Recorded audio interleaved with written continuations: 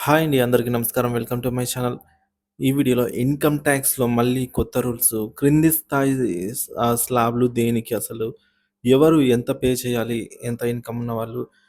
పూర్తి వివరాలైతే వీడియోలో తెలుసుకుందాం. వీడియోని ఎక్కడే గాని స్కిప్ చేయకుండా ఎండ్ వరకు చూడండి. అప్పుడే ఇన్ఫర్మేషన్ పూర్తిగా అర్థమవుతుంది. వీడియో చూస్తున్న ప్రతి ఒక్కరు వీడియోకైతే లైక్ చేయండి ఫ్రెండ్స్. ఈ వీడియోని తోటి ఉద్యోగపయించిన మిత్రులతో అయితే షేర్ చేయండి. కొత్తగా మన ఛానల్ చూస్తున్న వారు సబ్స్క్రైబ్ చేసుకున్నట్లయితే వెంటనే మన ఛానల్‌ని సబ్స్క్రైబ్ చేసుకోండి. దీని ద్వారా నేను చేసే లేటెస్ట్ వీడియోస్ అన్నీ మీ వరకు రీచ్ అవుతాయి. ఇక ఆలస్యం చేయకుండా వివరాల్లోకైతే వెళ్ళిపోదాము. సో ఫ్రెండ్స్, ఇక విషయానికొచ్చినట్లయితే కేంద్ర ఆర్థిక మంత్రి నిర్మలా సీతారామన్ గారు నిన్న 2025 బడ్జెట్‌లో భాగంగా ఒకటో తేదీన మధ్యంతర మధ్యతరగతి మరియు రైతులకు సహా పలు వర్గాల కోసం కీలక ప్రకటననైతే చేశారు. ఇందులో హాట్ టాపిక్‌గా మారిన అంశం ఏంటంటే, రూ. 12,00,000 వరకు వార్షిక ఆదాయం ఉన్నవాళ్ళు ఎటువంటి పన్ను చెల్లించాల్సిన అవసరం లేదు అని కేంద్ర ప్రభుత్వం ప్రకటించింది. ఇది ఆదాయ పన్ను చెల్లించే మధ్య తరగతి ప్రజలకు భారీ ఊరటను కలిగించనుంది. అయితే ఇది పూర్తిగా మినహాయింపు, ఎగ్జెంప్షన్ కాదు అని, అంటే ఇది పూర్తి మినహాయింపు కాదని, కేవలం రీబేట్ మాత్రమే అని ప్రభుత్వం స్పష్టం చేసింది. మరి పన్ను స్లాబులు చూసుకున్నట్లయితే 0-4 లక్షల వరకు పన్ను లేదు. 4-8 లక్షల వరకు 5% పన్ను. 8-12 లక్షల వరకు 10%. 12,00,000-16,00,000 వరకు ఇన్కమ్ ఉన్నవారికి యాన్యువల్ ఇన్కమ్ 15% పన్ను. 16,00,000-20 లక్షల వరకు ఆదాయం ఉన్నవారికి 20% పన్ను.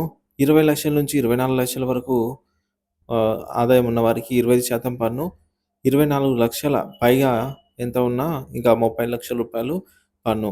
ఇందులో 12,00,000 ఆదాయం వరకు ఎటువంటి పన్ను ఉండదని ప్రకటించినప్పటికీ ఇది ఇన్‌కమ్ టాక్స్ యాక్ట్ 1961లోని సెక్షన్ 87A ప్రకారంగా రీబేట్‌కు మాత్రమే వర్తిస్తుంది. అంటే 12,00,000 కంటే తక్కువ ఆదాయం ఉన్నవారు రీబేట్ వర్తిస్తుంది.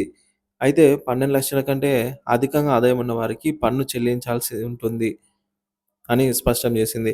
ఇక స్టాండర్డ్ డిడక్షన్ మరియు అదనపు రీబేట్. స్టాండర్డ్ డిడక్షన్ 75,000 వరకు పెంచబడింది. అదనంగా అర్హత కలిగిన కొంతమందికి మరొక 30,000 వరకు రీబేట్ అయితే వర్తించనుంది. దీని ద్వారా రూ. 13,00,000 వరకు ఆదాయం ఉన్నవారు పన్ను భారం అయితే తగ్గనుంది. పన్ను లెక్కించడానికి ఉదాహరణ: ఒక వ్యక్తి సంవత్సరం ఆదాయం రూ. 16,00,000 అనుకున్నట్లయితే, సో ఆయన ఆదాయానికి కొత్త స్లాబ్ ప్రకారం మనము క్యాలిక్యులేట్ చేసుకున్నట్లయితే మొదటి రూ. 4,00,000 వరకు పన్ను లేదు. 4-8 లక్షల రూపాయల మధ్య 4,00,000 ఉంటుంది కాబట్టి 4,00,000కు 5% పన్ను అంటే 20,000 అవుతుంది. ఇక 8-12 లక్షల మధ్య ఆదాయ పన్నుపై మరొక 4,00,000కు 10% పన్ను అంటే 40,000 అవుతుంది ఇక్కడ.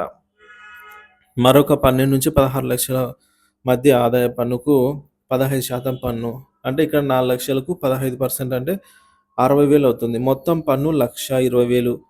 గత విధానంతో పోలిస్తే కొత్త విధానంలో పన్ను భారం తగ్గినట్లు గమనించవచ్చు. పాత విధానంలో 15 లక్షలు పైగా ఆదాయం ఉన్నవారు నేరుగా 30% పన్ను చెల్లించాల్సి ఉండేది. కానీ ఇప్పుడు కొత్త స్లాబ్ ద్వారా పన్ను భారం కొంతవరకు తగ్గింది. ఇక పాత మరియు కొత్త పన్ను విధానాల మధ్య తేడాలు. కొత్త పన్ను విధానంలో పన్ను రేట్లు తగ్గించబడ్డాయి. పాత విధానాన్ని కొనసాగించాలనుకునే వారికి ఎటువంటి మార్పు చేయలేదు. ఇక పాత విధానంలో ఉన్న మినహాయింపులు కొత్త విధానంలో లేవు. ఈ మార్పుల వల్ల మధ్యతరగతి రైతులు, చిన్న ఉద్యోగులు, వాణిజ్య వర్గాలకు కొంత ఉపశమనం కలిగే అవకాశం ఉంది. అయితే వ్యక్తిగతంగా ఏ విధానం అనుకూలమో పరిశీలించి మీరే నిర్ణయం తీసుకోవడం మంచిది. సో ఇటువంటి మరిన్ని తాజా అప్డేట్ న్యూస్ కోసం మన ఛానల్ సబ్స్క్రైబ్ చేసుకొని అప్డేట్స్ అయితే ఫాలో అవుతూ ఉండండి. Thank you for watching this video.